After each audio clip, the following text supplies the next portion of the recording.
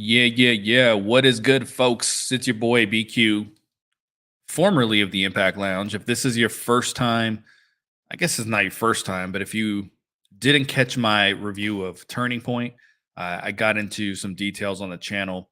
It's no longer the Impact Lounge. When I review Impact, the actual podcast will be the Impact Lounge, but the channel has been rebranded to Negative BQ.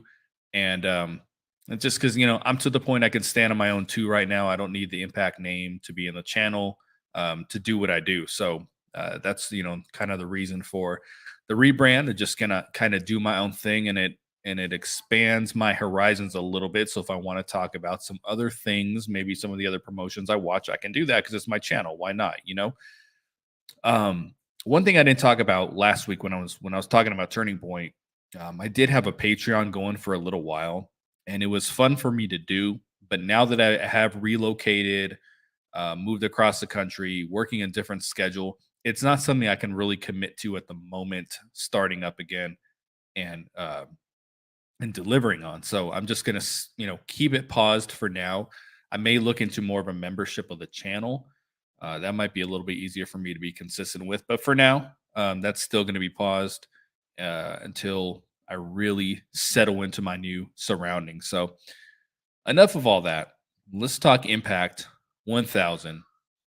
I've been getting a lot of DMs, PMs, texts, whatever you want to say, asking my thoughts on this.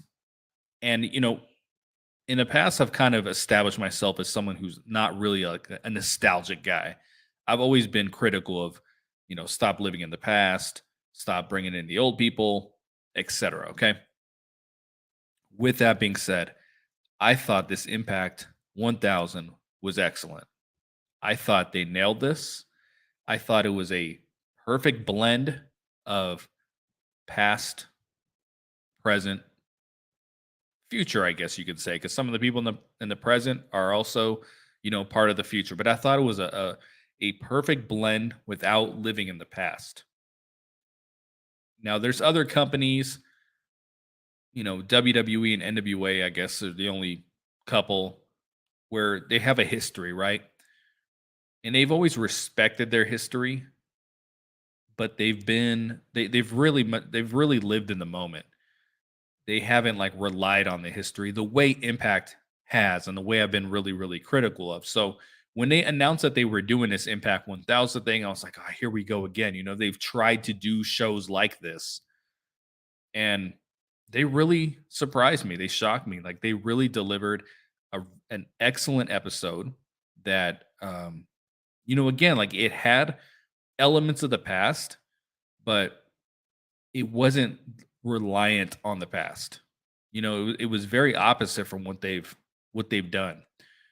So that you had the intro, and of course you've got the AJs on there and the angles. Like they're always going to throw those in there. But then when you're seeing, you know, God, I don't remember who was in the intro, but I guess a better example was the knockouts when they did. Here's reliving greatest knockouts moments. I'm thinking it's just going to be a bunch of Gail Kim and Awesome Kong. I mean, there's like Chelsea Green in there, Giselle Shaw. There's Tennille Dashwood. Like um, they were recognizing every era of TNA and Impact because I mean, they had EC3 on there. Of course, they had freaking Eli Drake because they're trying to ride that gravy train right now. But like the Destination America through the Pop TV era, they really ignore a lot of that. When they're throwing you showing you the throwback stuff, it's always like glory days. It's the Hogan days, but they were just, I don't know, they recognized everything on this episode. So I thought it was really cool. They've attempted in the past. I know this is obviously their first time having 1,000 episodes, but they've attempted nostalgic type shows in the past. But they haven't had the access to some of the people that they have the access to right now.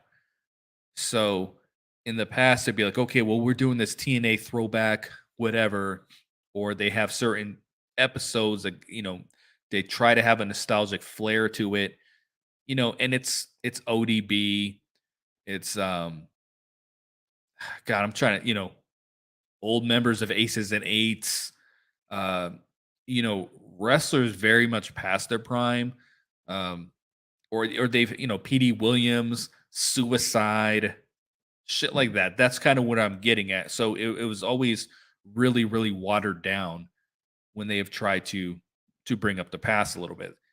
They didn't have access to Team 3D, to the beautiful people. Um, trying to think who else, Mickey James. So there was people they just didn't have access to, and now they do. So the episode I thought also was paced really really well, to where it started off with some of the past, but then it brings in some of the current knockouts, and then you get a match that it's just two current people. They didn't have like some goofy Chris Harris wrestling where he clearly can't wrestle, but they feed him someone on the roster in some bullshit match. You know what I'm saying? Like everything was fairly competitive. We got a little bit of that in a Team 3D match, but everything was fairly competitive. Nothing wasn't insulted by anything. They didn't bury anyone on the roster for the sake of someone old. Like Tara didn't come down and beat Giselle Shaw. I guess that's what I'm saying. We didn't have anything like that. The crowd had to have been double what we've ever seen for an Impact, but definitely for television. It had to have been triple television, but even like the pay-per-views, it had to have been like double at least. It was just I think that's the biggest crowd we have seen in the last, with the exception of the UK stuff. I mean, really in the last decade, I think. And the Bound for Glory that I went to in I think 2018, the one that the delusionals will tell you where there are 5,000 people there. There weren't. It was max 2,500. And I know because I was there. And I've been places that have 5,000 people in it, and it wasn't that. But this, I don't know, man. I don't know if there was official numbers on this. I feel like it looked like about 3,000 people, though. I could be totally wrong. Maybe it was two, maybe it was one, and it just looked great on television. I don't know, but it was just a great crowd, engaged crowd. The only knocks I had in general were lots of we on the night, like more than usual, and then the backstage segments with Gia looked like shit, like they always do. And when they were finally acknowledging, hey, we're gonna make production upgrades, I was thinking at least mentally they were gonna look at some of the stuff they're doing and like, yo, we got to fix some of the little things now. I feel like this was brought to their attention, so I was kind of disappointed. The backstage stuff looked pretty bad, like as it always does. But besides that, I had a lot of fun watching this episode. Very very little negative to say about it. Like it was just fun for me, and I think people expected me to not like it because it was so nostalgic, but I mean, I did, and I kept thinking to myself, man, if they had this kind of crowd, which they're not going to, but if they had this kind of audience for every television show mixed with like stepping up the production, we'd be well on our way to like really establishing ourselves as really the third wrestling company. And maybe they still are the third, but it's like a distant third. If the episodes came off with this kind of energy, I mean, skies would be the limit. It'll never get to where they used to be, but sky would be the limit for sure. But again, just really a lot of fun watching this. The intro got a lot of praise on social media. We become very used to we own the night and words being sung, and not just like an instrumental intro showing a bunch of action. There's none of the slow mo shit. Like it was just boom, boom, boom, represented all the eras. It was great. It was very well received online, and people are hoping that we just get this intro going forward. Like they're hoping this is the new intro. I'm going to assume it's not, though. I'm going to assume it's not. If it is, awesome. But I think it was specific for this show. I would not be shocked if we weren't going right back to We Own the Night in 2 weeks. So, opening segment. This was the other thing that got a lot of praise online. People love this. Now it starts off with, um, Scott the headset in the ring. And okay, so I didn't know what to expect with the episode. I didn't know if I was gonna like it or not. And I was actually thinking just a couple days ago, man, they have done several episodes without Scott on them. And I've always said Scott is a very annoying on-screen character. He does great things for Impact, but on screen he's very annoying. And I was like, okay, they're done with the bully Ray stuff and the nonsense with Macklin and all that shit. He had his match, he wrestled. Maybe he's just not going to be on screen. So first thing we get is Scott, and he is. I don't know what's worse, his voice or that suit. But I was a little turned off when I heard him in there. So this is Impact 1000. But I mean, I guess you got to have Scott kick it off. So whatever, it can be overlooked. He brings Gail Kim out, which it's always awesome to see Gail Kim. She also has a very squeaky voice, by the way. But it's always great for Gail to be on screen. I wish Gail was the one doing all these segments that we see with Scott on TV, the authority figure stuff. I wish Gail was in that role. I think it would just be she's so much more likable, and I think it would be better television if she was. Every once in a while, she's popped in, but it was great to see Gail Kim. It always is. They talk a lot about influential knockouts.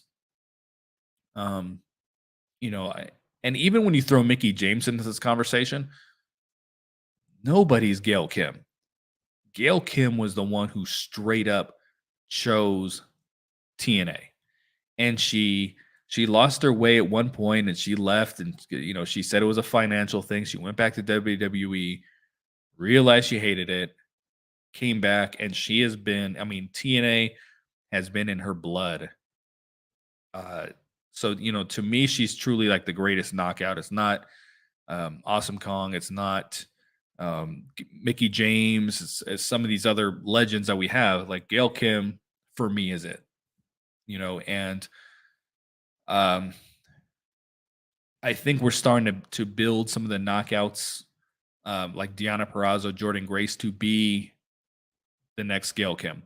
I had thought at one point it was going to be the Tessa Blanchard role when they did the whole pass the torch, but there's never been another Gail Kim. But we're getting towards a lot of respect in the knockouts division, and we may have that next Gail Kim one day. They might be on the roster right now, but she brings Gail Kim out, and then or he does. He brings Gail Kim out, and then they show the greatest moments of the knockouts, which I refer to, and I did not expect to see Tennille Dashwood on there, but I really respected the fact that I did, because I know I've said this about 3, 4, 5 times already, but they represented each era with this show. And so Gail Kim's talks for a little bit, and out comes the beautiful people. And this was what I was really interested in. I was really wanted to see how the beautiful people came off on screen. I've been hearing Velvet Sky on commentary for NWA for the last year or two, and I've said it on the podcast that she's dreadful on commentary. The drizzle shits. She's horrible. I've met her a couple times. Very nice girl. Doesn't display a lot of personality in person. So I've always wondered, who's the real Velvet Sky? Is it the is it the person we see, the character on TV, or is it the commentator?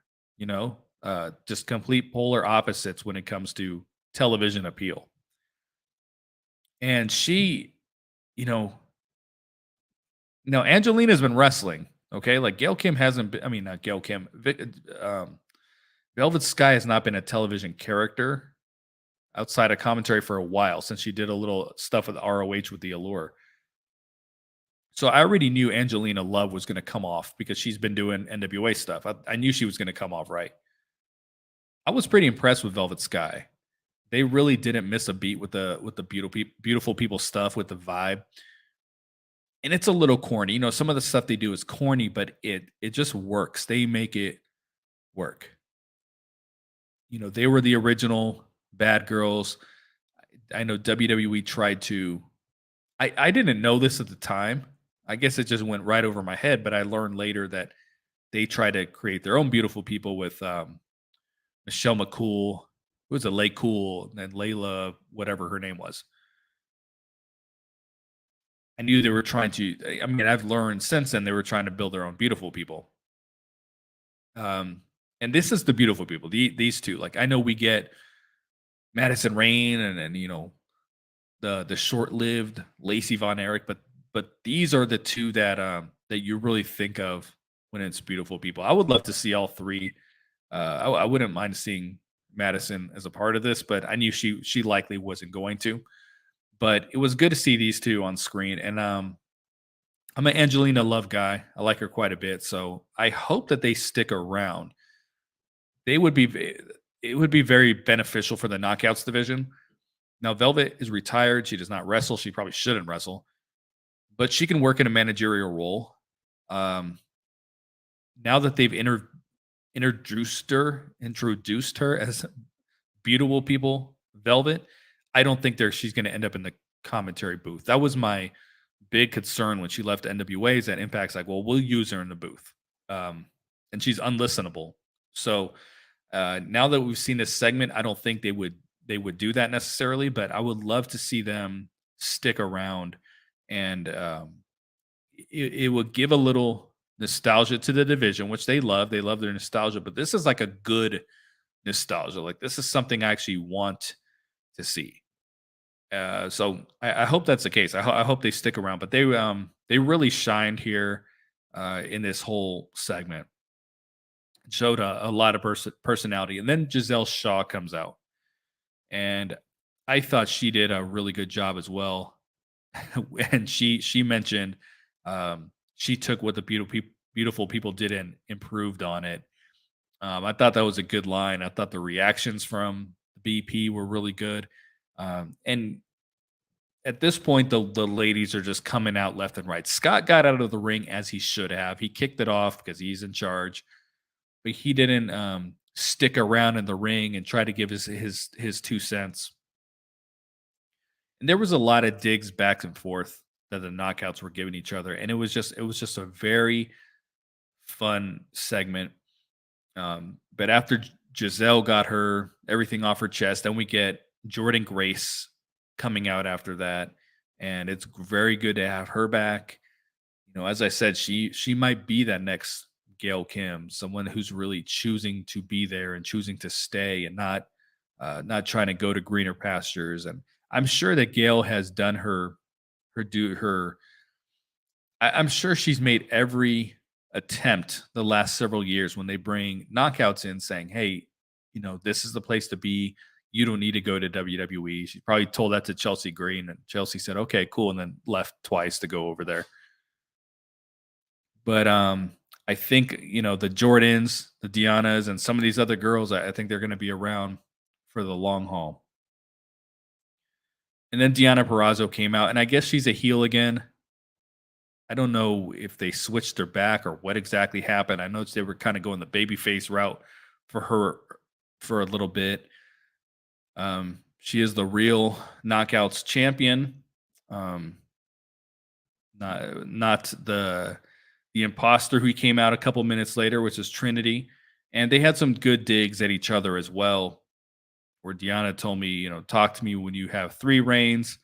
Then Gail Kim said, "Well, talk to me when you have 7." I mean, everything was great. This went really long, but I think everyone was into it. And then Tasha Steeles comes out, and Tasha looks amazing. She looks like a star. I remember when she debuted with the NWA, and she was a babyface, and she was so uninteresting. I had no interest in watching her on TV. And then Impact brought her, and I was like, okay, cool, I guess. And then they paired her up with Kiera Hogan, and she really took off from there. And then when Kiera left, she just grew into her own body, and she just became this larger than life character, this little skinny, frail little girl, just larger than life character on screen. And the way she looked, her presentation, the dancing, the everything just really came off like a star. And she's man, I'm really as a fan like proud of how far she has come. Because she's one of the homegrowns, to be honest. I mean, I know I mentioned she did the NWA thing for a while, but for the most part, she's kind of a homegrown Impact talent, and she's been nailing it. Everyone's been asking where she is. I I think people feel like there's a real interesting feud between her and Trinity sitting there, and hopefully that's the direction they go sooner than later. I think that would be really really good. And then Mickey James comes out. The return of Mickey James. Well, some of these, did I miss Awesome Kong in here? I did. I'm sorry about that. So after Trinity, before Tasha Steeles came, that's when Awesome Kong and Rashida Saeed came out. So my fault on that one. It's always good to see Awesome Kong. She looked great as well. But Mickey James came out, and was she trying to force a Southern accent? Because at first I thought she was joking, but she just kept going and kept talking like that and didn't sound natural at all. So that was the one like weird thing, and her outfit was horrible. But that was the one thing about this segment that I actually didn't think hit like it should have. Like she just, I mean, for me, it didn't. She just came out, like I said, just looking weird, talking weird. But all that aside, it's really good to see her back. Hopefully, she's in well, yeah, she is in condition to wrestle because she's supposed to be the fifth knockout. So they both tease mystery partners. Tasha Steeles on one side, Mickey James on the other. So awesome job with that. They didn't try to, again, bring in ODB, which if people like ODB, I'm sorry, but I mean, they've just brought her back so many times. They didn't use her. They didn't use like one of the swingerellas or something ridiculous. Just A plus segment, A plus segment. After this, we are backstage. Eric Young, Santino, and America's Most Wanted. So James Storm, we knew he was going to make some kind of appearance. I'm actually kind of shocked he's not wrestling. I don't know if he even really wrestles anymore. I know he's doing the real estate thing. I have no clue if the dude wrestles, does indie dates, anything like that. I would imagine Chris Harris does, and he doesn't look to be in any kind of wrestling shape whatsoever. But this was one of those other things. It was just a nice touch. You know, they didn't have him come down because I think America's Most Wanted wrestled last time, right? That they were on screen together. Didn't they have Chris Harris in the ring? And I think he got the pin, and it was just ridiculous because he's, as like I said, in no real uh, condition to wrestle. He's not in that kind of shape. So this was just a nice touch.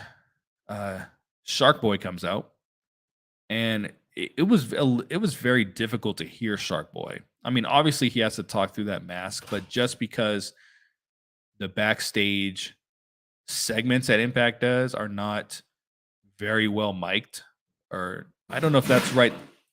I don't know, or as I say that, my cat right in front of me stands on top of this box and knocks the box over. And yeah, I appreciate that. Thank you.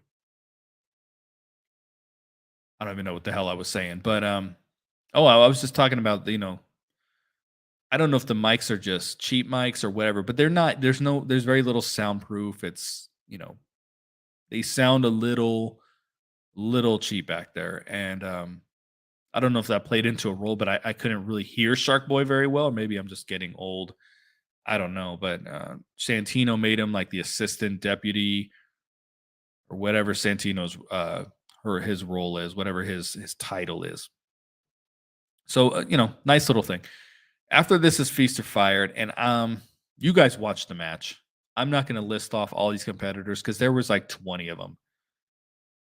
I don't recall there being that many in these matches. I feel like there's always maybe like 8 or something, 8 or 10. It felt like this was the Royal Rumble. And when you see Sammy Callahan and Steve Macklin and Moose in there, you're like, yo, this match is freaking beneath them. But then I was like, well, is it beneath them? I mean, they possibly got a shot at the world title here. So, maybe not so much. And this was pretty enjoyable for what it was too. It was fairly quick. They didn't really drag it out too much. I thought the opening spot with PCO was ridiculous. The cannonball over the top rope where 10 guys happen to be standing right next to each other and he knocks them all down. It's one of the silliest spots in wrestling. Every company does it. It doesn't make any sense. In real life, if PCO were to jump off onto two people, three people, they would catch him. 10 people? It's very silly. It's ridiculous. I was positive PCO was winning one of these briefcases because he was like one of the only people that got an entrance. But neither here nor there. So the winners of the cases were, and it's always very obvious where they're going with this shit. Chris Bay, he clearly won the tag team title match. Crazy Steve clearly won the X division. Moose, at the very end, he got the last case. I thought that was very well done. Probably wrestling for the world title. And then Yuya Uemura is probably getting fired. But then he's also advertised for the next set of tapings. So I don't know what's up with that. Normally I would say, yes, send him back to Japan.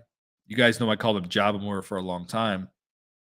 But what they're doing with the Joya thing is very over with the crowd. It's very entertaining. I'm actually to the point I'm like, I kind of want to see more than that. I don't want to see him get fired. And I don't know the spoilers. Maybe Yuya's not getting fired. Maybe it's Crazy Steve. Maybe Yuya's getting the X Division shot. Or maybe they're getting the tag shot and Chris Bay's getting the X Division. I don't know, but maybe Crazy Steve's getting fired. And I actually think that would be a fun storyline if he just were to absolutely lose it. I think everything Crazy Steve has done on TV right now has been excellent. I love the stuff with Tom Hannafin and when he was grabbing him and Tom's like, "You're hurting me." Speaking of Tom, I was in a process of saying this earlier and I guess I got distracted. I think it was my cat jumped on the box. I wish the commentary team would have shut up during the opening segment. I wish they would have just let everything happen. For the most part, they stayed out of it. It was more so during the entrances that they were talking, but I really kind of just wanted them to shut up. So yeah, Chris Bay, Crazy Steve, Yuya Uemura, and Moose. We'll see what happens next week. That's when they're going to announce the cases. We'll see how that goes. I hope they put him in the room, like they did last time, where it's very serious and they're opening one at a time. The last time they tried to do anything like this, I remember EC3 got fired. That was kind of silly. They tried to do the race for case thing, and that was horrible, horrible, horrible, horrible. That episode still gives me nightmares. That was a Pop TV episode. Then we get Gia backstage with Chris Sabin. And I brought this up at the top of the show. This was one of the disappointing things for me, that the backstage segments still looked really, really bad. But she's talking to Chris Sabin, and for the most part in the last year or so, when the Motor City Machine Guns would get on screen, they're kind of jovial, and he was very serious here. And I thought that was a nice touch because he was in the main event. He wasn't trying to be funny or crack jokes or anything. He was just very serious, looked very focused. I thought he communicated that very, very well. Next thing we get in the ring, and folks, I pop for this harder than I pop for any of the knockouts coming out. When I saw my guy Rohit Raju in the ring, I was like, no shit. I really had no clue this was coming. And this is one of the wrestlers in the world that I do kind of consider a bit of a friend. And I chat with him every so often. We've been talking about having him come on the channel for an interview. He's with Champagne Singh as a Daisy Hit Squad. And I was never a Raj Singh fan. I even told Rohit that. I don't remember if it was on the podcast off. I feel like I've interviewed him a couple times. I don't know if it was like off air or on, but I told him I was never really a Raj fan. But I really started coming around on the champagne sing gimmick.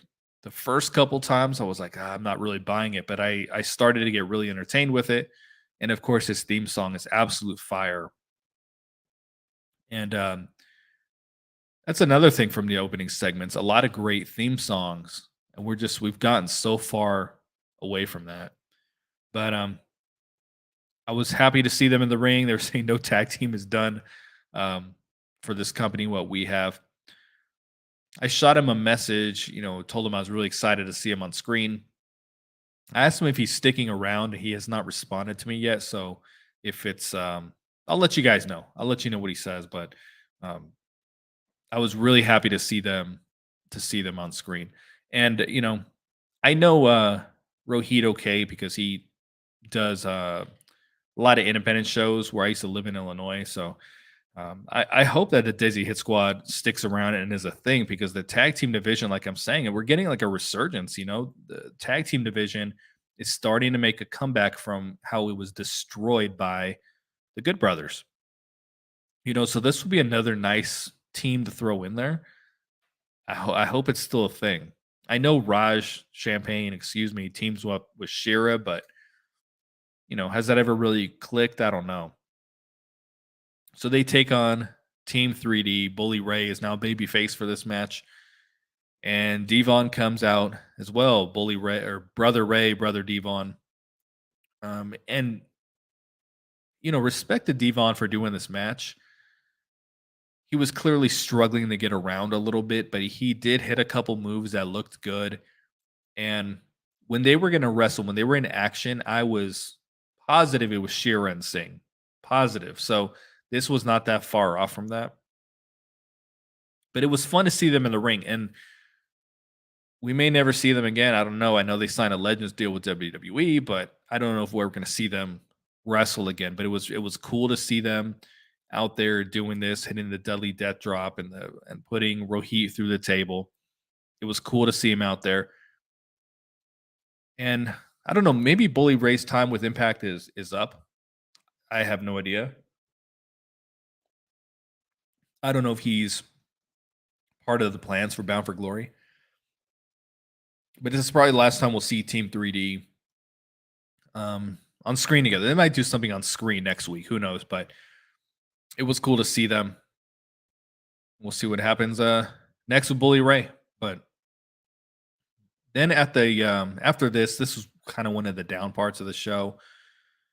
Was Josh Alexander running into the Rascals in the hallway because they were eating pizza on the floor. Josh had picked this up. This is ridiculous. This is ridiculous.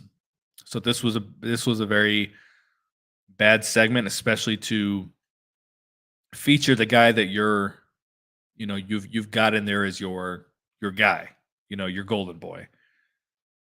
Thank God he's not the world champion. That would have definitely been beneath him doing a segment like that. And then we get Josh Alexander in the ring, and he is talking. And I had done an upload this morning where I mentioned I'm really not looking forward to the Josh Alex Shelley build, just because as on-screen characters, even though they're great wrestlers, like as on-screen characters, neither do anything for me. And especially Josh, promos are the same thing. And he came out and it was the same thing. The blood, sweat, and tears, and I love this business, and same shit. But then things got serious when Alex Shelley came out. And Alex Shelley, again, kind of like where I said with Chris Sabin, acting always kind of jovial. Alex Shelley was not doing the yup or anything like that. He comes out, he's dead serious, and he says, thank you, not thank you, but you're welcome, basically, for you're here because of me. And they're going back and forth, and I was like, I kind of like where this is going. Even though I had just said I wasn't looking forward to the build and whatever fake heat they tried to make between the two. This kind of works.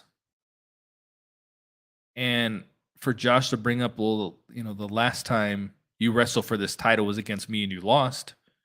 You beat this guy, but you haven't beat me. So it's the guy with the title that he never lost. The guy who holds a title has never beat him. So I actually think they got a nice little story going here where they're able to tie in, the TNA's past, because Josh said I was a fan and he was a fan of Alex Shelley. Like, this kind of works now. So I'm not so down on it. Excuse me. I'm not so down on it now. Now, is every week going to be like this? I don't know. Maybe next week it goes back and it's, a little bit boring, but I thought this was very well done. And then the Rascals jumped them, and I love the neon green.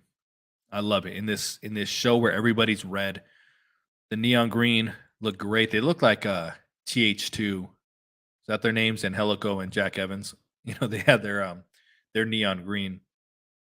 But they came out and the Rascals. I've been enjoying the Rascals quite a bit over the last couple of months. I've been enjoying Trey for a while now. And after this, it shows them backstage and they're joking, and Shark Boy comes and lets them know that Trey will be facing Josh next week. So that should be a freaking barn burner of a match. That should be incredible. I thought they were actually going to put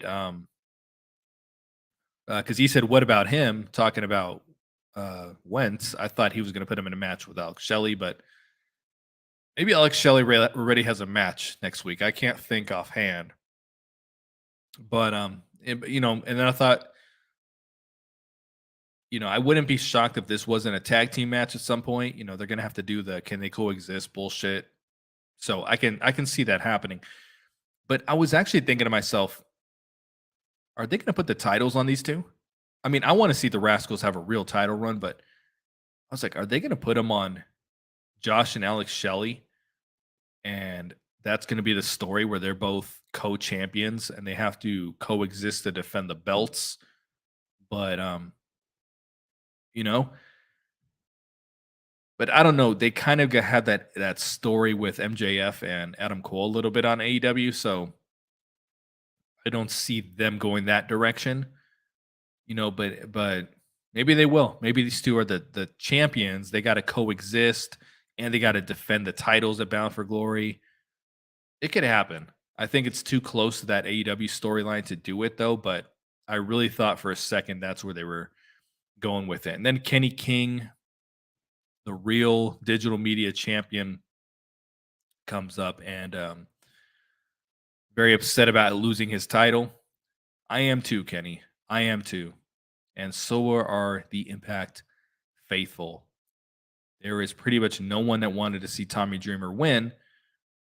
But as I said when I was reviewing Turning Point, I always knew he was going to win because then we're going to retire Tommy Dreamer on an Impact Plus show for 5,000 people with a match that had a 2 to 3 week build. When you've got Impact 1,000 coming up, when you've got Bound for Glory coming up, come on now. So hopefully he gets this title back. I don't know when that's going to happen because next week Kenny King is going to wrestle Eric Young. And it's very good to have guys like Eric Young and the Motor City Machine Guns and stuff like that on the roster because they're the beginning and they're there now. So it helps to have a couple originals walking around. So Kenny King versus Eric Young next week. Kenny King was also saying he wants Heath. So he said, I want Dreamer, I want Heath. Like he wants the whole kit and caboodle. But I know the majority of the Impact fans really want Kenny King to get the title back. The title means jack shit, but he's making it entertaining. He's entertaining, and we want to see Kenny King on our screen. Then we got a intergender tag team match: Alicia Edwards and Eddie Edwards versus Frankie Kazarian and Tracy Brooks. And I thought this had a potential to be very bad because we know that Alicia Edwards is not Mildred Burke. Tracy Brooks has been on screen before, clearly not in wrestling shape.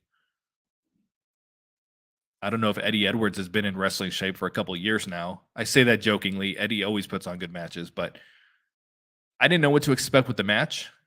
I didn't know if it was intergender. I didn't know if it was a mixed tag, and it was intergender, so they were able to be in there with each other, but they didn't do it in a way that it really insulted our intelligence.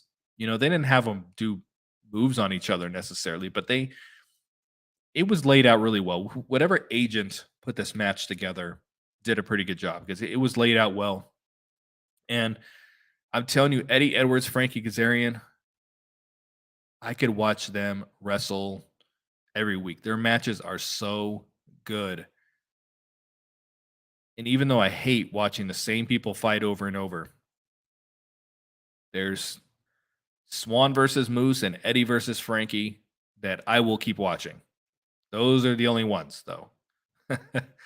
Because these two are just, their in ring chemistry is incredible. I love guys who can work, love it. I hate the rolls, the dives, the flips, and the shit. Like I said with PCO jumping over the top, everyone's catching for. Like I hate all that shit. But guys who can like really work and really sell and make everything look real and crisp, that I'd love that shit. So every time these guys were in the ring, they did a good job. And the very beginning, Alicia slaps Tracy Brooks.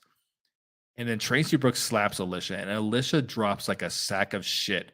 That was one of the best wrestling slaps I've ever seen because these wrestling slaps be hitting people in the temple and on the ear. She slapped the shit out of her. But I enjoyed the match, and we knew that Frankie and Tracy Brooks were going to win. And how cool it must have been for their son, because their son has been watching Frankie wrestle for a while.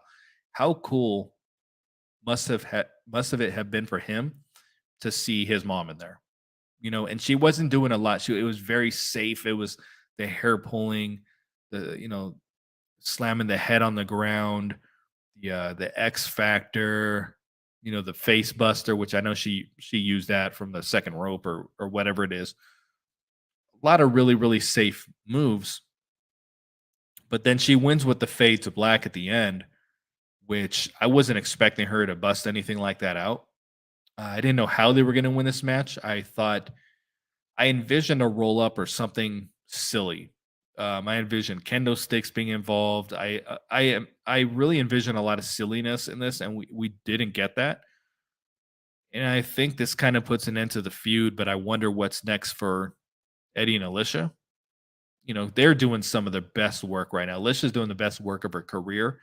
Eddie is doing his best heel work since the very beginning of Honor No More. Like the very beginning of Honor No More was really good, and then he got kind of lame. They're just right now together as a team. They're doing an excellent job. So we'll see. I think there's a possibility that Will Ospreay is what's next for Frankie Kazarian. So we'll see. As soon as because we got Impact 1000 next week as well, and then we'll start getting the Bound for Glory build. So we're going to get some ideas of what's next for the two of them, or the four of them, the three of them, because Tracy Brooks ain't wrestling again. Well, actually, you know what? We know what's next for Tracy Brooks. She's being inducted into the Impact Hall of Fame, and I thought this was. I mean, if you didn't know, she was not aware that this was going to happen. Like she found out in the ring when they did it. Obviously, Frankie knew. They brought the kid in. She was very touched. She was very moved. I even had a tear. I just thought it was really classy, and she clearly didn't see it coming. And it's we're gonna have some multiple inductees for the first time ever, 3 inductees. So I think that's pretty cool. I know one is the announced team as a unit, but I think it's good. I think this was a very classy move on the part of Impact. And after this, they showed all the matches for next week. We own the night in full force. I really love the graphics. The graphics are cool. I hope that they keep this style of graphic. I know it's Impact 1000, but these graphics look great. Please do not go back to those played out graphics in 2 weeks. Please do not. Whatever you're doing right now, is fresh. Like this company hates just doing things different. They hate being fresh. They beat these horses in every possible way over and over and over and over. Like please change something up. These graphics are great. Like please keep something very similar to this the next week. Dave LaGreca is going to come. Speaking of annoying on-screen personalities, but he's going to do the Feast or Fire briefcase. So it kind of tells me it's going to kind of be a silly segment. It's not going to be, them trapped in a room and opening in. It's serious. It's going to be Dave LaGreca probably with a podium, and it's probably going to be silly. Then we got a quick Tommy Dreamer promo. His face has got to be on here for Impact 1000. I knew it was going to be one way or another. And then the main event of this program was Leo Rush versus Chris Sabin. And Leo Rush did a interview with Gia backstage earlier where I'm thinking to myself, this Leo Rush guy's a star. I remember watching him in Ring of Honor when they were doing the prospects tournament, whatever they call it. And he was the winner of that thing. And I was like, man, this guy can really wrestle. And typically, I would say this is the kind of guy that I'm not into because of the flips and the dives and the rolls and you know, but he can talk. He can talk his ass off. He was talking during the match to the ref and to like you could hear him very crystal clear what he was saying to the crowd and saying to the ref, like, this guy is an absolute star. I don't know if you guys saw him on the challenge. He didn't talk a lot on the challenge, but he had no personality on there. Like it's kind of like how I was saying with Velvet Sky, real life personality is, dry as a board, but then she does a beautiful people thing and it comes out of her. And Leo Rush on the show was not, he's just, but you put him in this environment and a dude is an absolute star. I don't know if he was supposed to win the title at Slammiversary. I would imagine he probably was. And I think we knew with this that he wasn't going to win. We knew Chris Sabin was going to win. But just the build up to this on the episode alone, just the backstage interviews where he cuts his great promo. Chris Sabin cuts a great one earlier, real serious. It had me anticipating this main event. And how perfect Impact 1000 and the main event, which I've been saying, main event these damn shows with the X Division Championship, the Impact Plus shows, put the X Division Championship in the main event.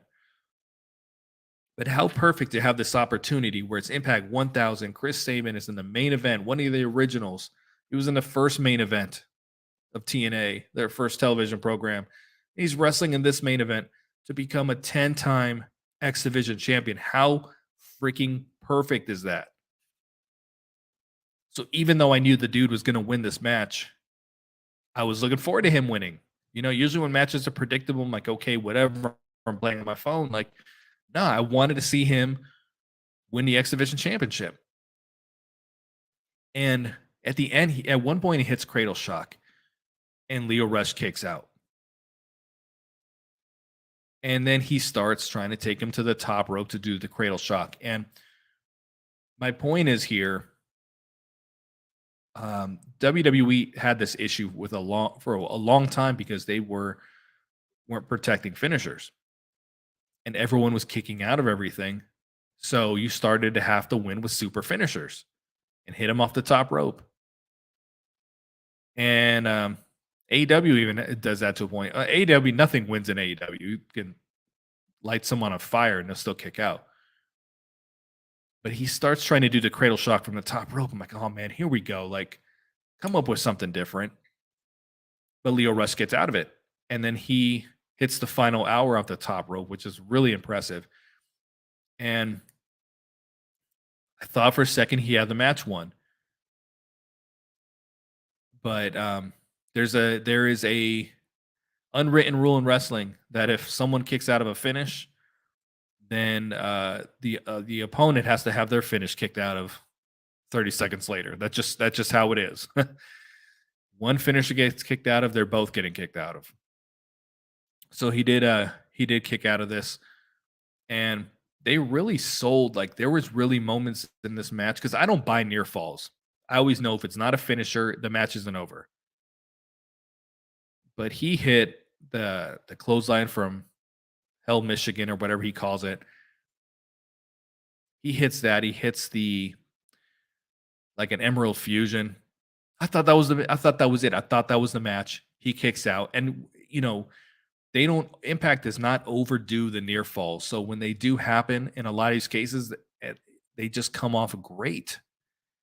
And when Leo Rush kicked out of that, they start with the "This is awesome" chant. Like you watch this bullshit Dynamite show.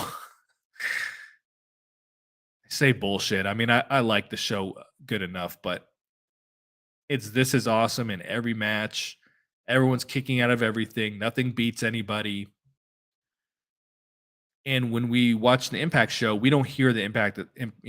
Excuse me. We don't hear "This is awesome" 50 million times. When we do hear it, it means something. That's what I appreciate when something means something.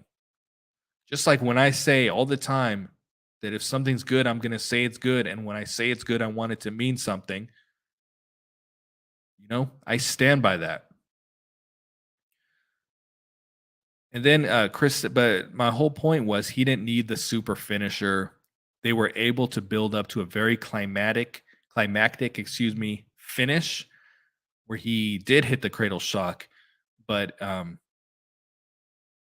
he didn't have to do it through a table. He didn't have to do it on the outside. He didn't have to do it on the second rope, the top rope.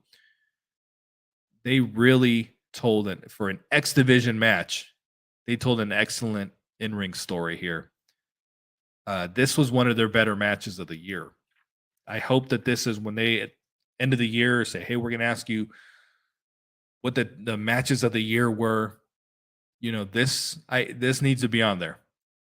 They always throw some bullshit on there. It's going to say, PCO versus uh, Bully Ray, no holds barred. That shit's going to be on there. I hope that this match at the end of the year gets the respect that it deserves because they really delivered and everything just was perfect. It lined up perfectly. And this was night 1 of Impact 1000. We're getting another episode next week. Is it going to be as good as this one? I don't know. Hopefully. I'm looking forward to it because this really did it for me. I wasn't sure how I was going to feel. I didn't know if it was going to be too nostalgic for me. I didn't know if Shark Boy was going to come and wrestle and beat someone on the active roster. I didn't know what to expect with this. And they really went out of their way to pay homage to the people that came before them, but to also remind us that they're not around anymore. Or some of them are around, but they're towards the end of their career. Like the future is here as well. And that's what I've been wanting to see from Impact. More focus on who they have, not who they had. So this was a lot of fun. We're going to do it again next week. And I'll be back to live stream with you next week talking Impact 1000. And hopefully next week I'll have an opportunity to take some questions and all that. Whenever I live stream by myself, it is kind of difficult for me to check the chat. It's kind of hard to say, check the chat. So I hope you guys are having good conversations within yourself. I'm your boy BQ. See you next time. Peace.